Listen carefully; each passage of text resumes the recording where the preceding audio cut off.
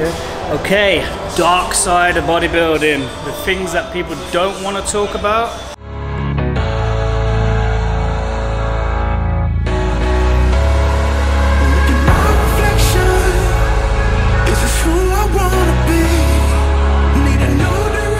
Okay, what's up everyone? Welcome back to my channel. I'm Simon Fan, this is Dean Lesiak. One-time British champion, four-time British champion. Today's video, we're going to talk about the dark side of bodybuilding. All the things you have to go through to get to a champion level bodybuilding stage. So drop this video, like, subscribe, and let's get started.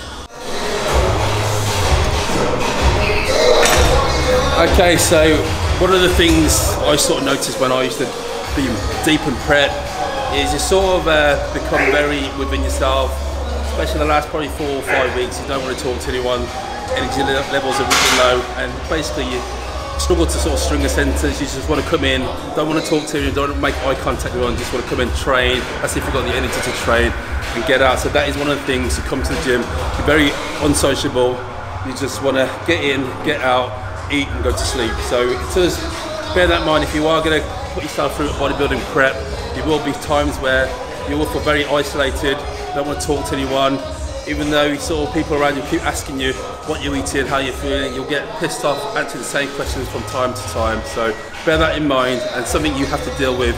Whether you want to please everyone, just tell them how you feel, or just shut everyone off, that's down to you. Okay, so following on to my video, Parv is exactly 4 weeks out from his first show of the year, and now 4 weeks out, you're feeling pretty tired, moody. So tell me exactly how you feel, the downsides, the negatives. Negatives, basically someone says something to me with one little thing, I just step back at them. It's not like me at all. So do you find you've changed your personality whilst you've been prepping? Oh, big time. It's like your patience is. I don't have no patience with no one. I don't want to talk to no one. I just want to be left alone, and I'm cranky, hungry, and that's... How are you sleeping? Sleeping's fine. Sleeping's actually fine. I don't like to wake up in the morning. I just want to hibernate now for like a couple of months. So you basically come to the gym, you don't want to talk to anyone, you don't want to make eye contact, you don't want to have chit chat, you just want to get your training done. Focus on training and just go home, that's it. Okay, so that is sort of one of the, I'd say, downsides to bodybuilding. It's the way you feel sort of 4 to 6 weeks out. I'm just doing this video about the downsides of bodybuilding and how psychologically you feel and how you carry to train. I mean, Parv, I hope you don't mind me saying, but he had a bit of a tiff with his missus last week because she didn't make him a coffee. Just over a coffee, and I just totally snapped at her, like, didn't speak to her for a good 12 hours. So bear in mind, like I said, it's not her fault that he's dieting.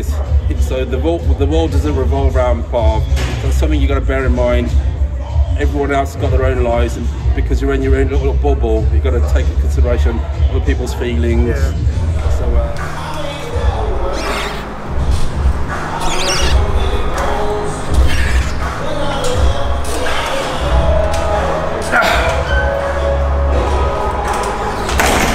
okay, so another little thing that used to really get me down when I was competing is when you're really in a deep prep, your mind starts playing games with your head.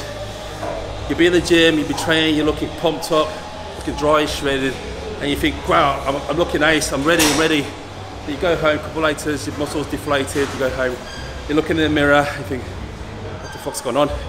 You lost all your definition, you look smooth. So that really plays with your head. One day you can look great, you feel the top of the moon.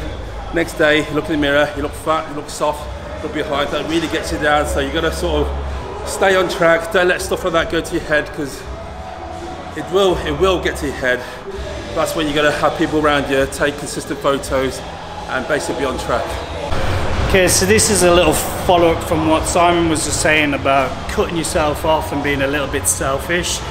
I had this experience myself, and so when you're dieting, it gets to that extreme. You become so moody and horrible person that you kind of think the world revolves around you because you're doing a competition. One particular year, I was like 6 weeks out from competition. My dad had terminal cancer and he could have died at any point. They give him 3 months, he lasted 3 years basically. Coming close to a competition, I kept putting it off going to see him. I'll go and see him next week. I was so tired, I didn't want to be moody around him, pull it off again, pull it off again. Before you know it, it got close to the comp and I said, you know what, I'll go and see him after the competition.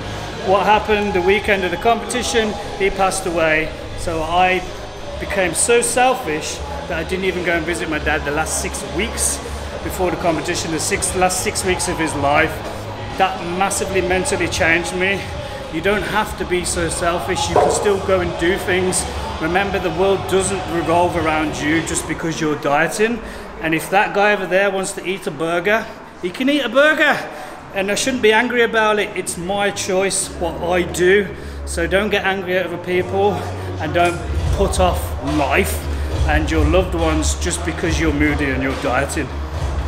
So following off from Dean, that's very true, and that's something I sort of needed to sort of deal with myself. I remember when I was running Temple Gym and I was probably 2 weeks out from a competition, and I was on very, very low carbs. Trenbolone was through the roof, testosterone was through the roof, and I was really angry. And Temple Gym was in a basement, so there was no ventilation, no windows. And somebody had brought cheese pasta dish warm, and I could smell it from like 200 yards from the alleyway.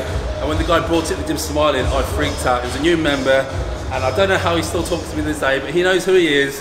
I basically flipped out at him and I kicked him out of the gym, so don't you ever bring the food when I'm dieting. And poor guy, it wasn't his fault, it was my fault I was dieting, so bear that in mind. Okay, so another thing I want to talk about, a lot of people won't realise until they start a prep, is the cost involved, not only in supplements, food, but obviously anabolics. So the food, you're probably talking at least £50 to £100 a week. You've got to have good quality steak, chicken, fish, eggs, all your protein sources, that's where the cost is. On top of that, your supplements, your protein powder, your amino acids, etc. Then you got obviously things like testosterone, clenbuterol, growth hormone. Growth hormone particularly is very expensive. So you're probably talking £500–600 a month you need to sort of put aside for a competitive prep. So you say you're doing 4 or 5 months, that's about £2,000–3,000 you've got to have put aside just for the food, the drugs, the supplementation, the gym membership. So it is a costly sport. Then when you get to competition day, you've got to pay for gym membership, pay for tan, trunks, oil, registration, music, travel costs, hotel. That'll probably in itself cost £1,000. So these are the things you need to think about before doing competition. The mental state, when you're getting ready for competitions, you're in such a caloric deficit and you're hitting your body so hard with the cardio or the training.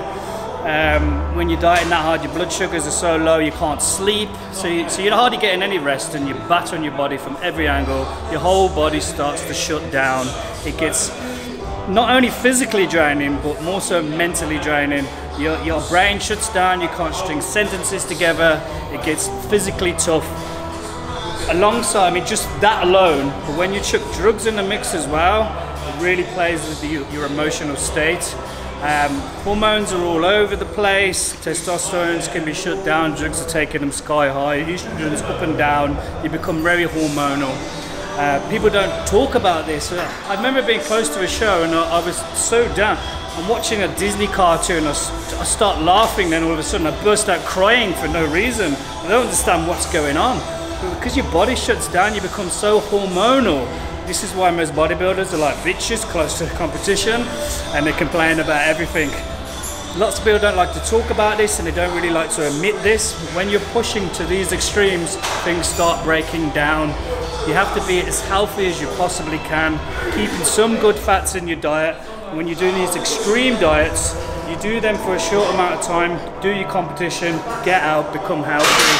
When you're doing back-to-back shows for years and years and years, you're really messing around with your health, and people don't really understand the impact and the effects that has on your health long term. So be aware. A little thing I've sort of noticed, especially recently now, all the competitions are in full force. When someone's in prep mode, they've just done a competition, they write a massive 10-page post on Instagram thanking the next door neighbour, thanking the grandma, thanking the wives. they get really emotional because they sort of overthink everything. Emotions are through the roof, testosterone's sort of down, estrogen's high. So that is one of the things Dean just mentioned. And probably any other times here, they wouldn't be giving their partners a second thought, but come competition times, everything's on them. So that is a good thought. Yeah. Okay, things people don't want to talk about in competitive bodybuilding. Don't want to say all, but wherever there's money, there's corruption. A lot of these federations, there's a lot of corruption that goes on. And I'm not just saying that because I've felt it myself. I've seen it in many, many cases, heard all kinds of stories. I mean, people now, they get prepped by certain people because they think they're going to get better places. And sometimes it does happen. Get in with the right people, you're going to get recognized more, and it can help. But not always. If you come on stage being the best out of the whole group, they have to give it you. Sometimes that doesn't always happen. We've heard horror stories, bikini girls and stuff doing things, not so much forcefully, but ways of getting pro cards, sleeping with judges and different things like this. Horrendous, horrific stories. Don't get lost in the industry. Concentrate on yourself, being the best you possibly can. Okay, so something else people don't really talk about, but this is something I've experienced. So when you're sort of, the first few weeks when you start a pre-contest cycle, you're probably having a couple shots a week. So 2 shots of testosterone, whatever it may be. But as you get towards the last 4 to 6 weeks, you take very frequent shots. You're probably taking 2 shots every day, every other day.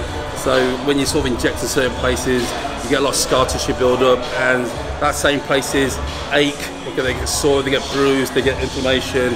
So you do run out of places to inject, and it does sort of compromise on your sleep, because when you're sort of lying in bed, your shoulders sore and your bum's sore and your lats are sore, it does have a negative effect on recovery and everything else, and it does make you feel very uncomfortable. So that is one of the things people don't really talk about, but something you have to bear in mind when you are in a pre-contest diet and you're sort of injecting yourself 4, 5, 6 times a week.